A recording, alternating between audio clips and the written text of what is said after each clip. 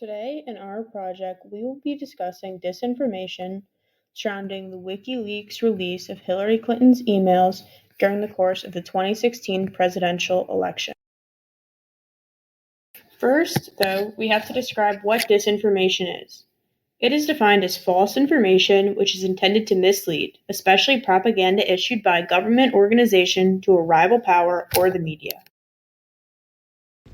Digital technology is linked to the increased spread of disinformation by providing access to large captive audiences.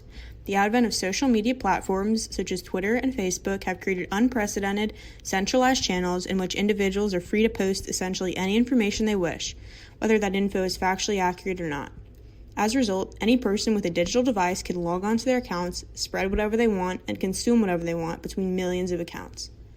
In addition to a large general audience, digital technology also allows the targeting of certain audiences by malicious actors to spread disinformation.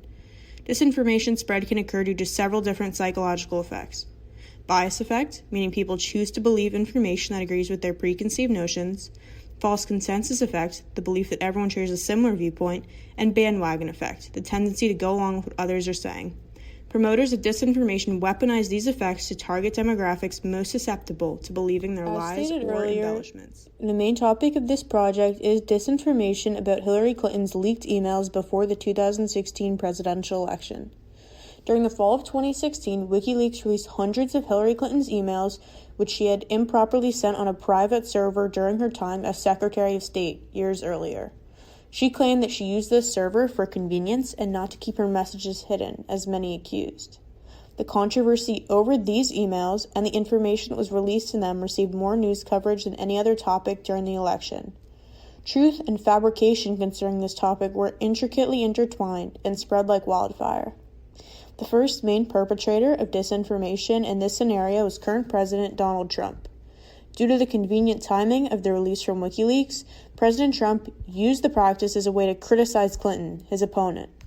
While the usage of the server was certainly improper, Trump baselessly claimed that this information had been hacked by several malicious parties, including foreign agents, placing U.S. security at risk.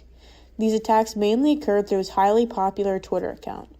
Using the hashtag #CrookedHillary and encouraging his followers to retweet his attacks, Trump was virtually a one-man wrecking crew in spreading falsified information. In addition, Fox News and its reporters provided intense coverage of the scandal, spreading a variety of disinformation about the emails. In perhaps its most egregious distortion of the truth, Fox News reporter Brett Baier claimed on air that Clinton's email had been hacked by over 5 different agencies, and Clinton faced a likely indictment in an FBI investigation, despite having no proof themselves or from any law enforcement agency that there was truth to that statement. Baier later apologized, admitting that there was no digital evidence of such breaches and he had no idea if an indictment was occurring or not.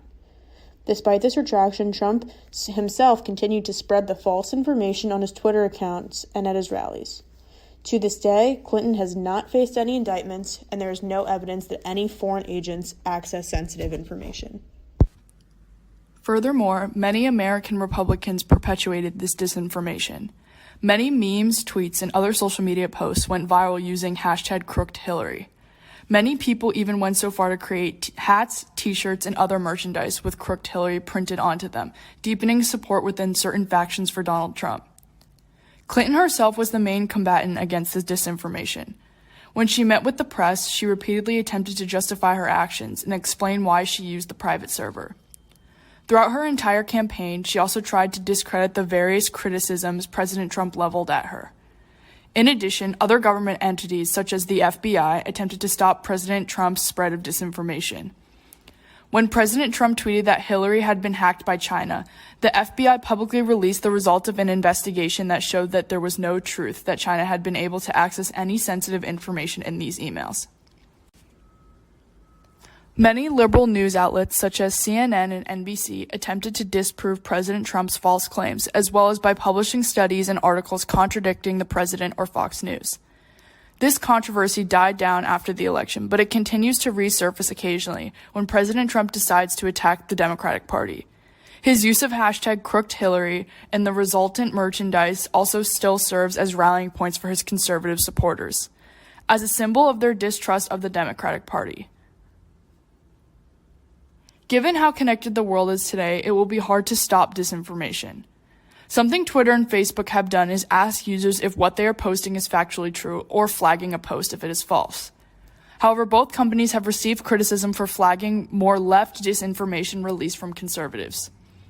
Although the system is flawed right now, we believe that improving these fact-checking and flagging protocols to make them more accurate could help prevent the spread of disinformation from both parties and other subjects outside of politics. However, in this specific circumstance, most of the disinformation was rooted in President Trump, mainly his tweets. It will be really hard to control the president and what he releases on social media. His influence is inevitable given he is the president and now a prominent figure in American politics for the rest of his lifetime. I'd also like to add that disinformation is very common in politics due to the large political divide in our country that comes out of the two-party system.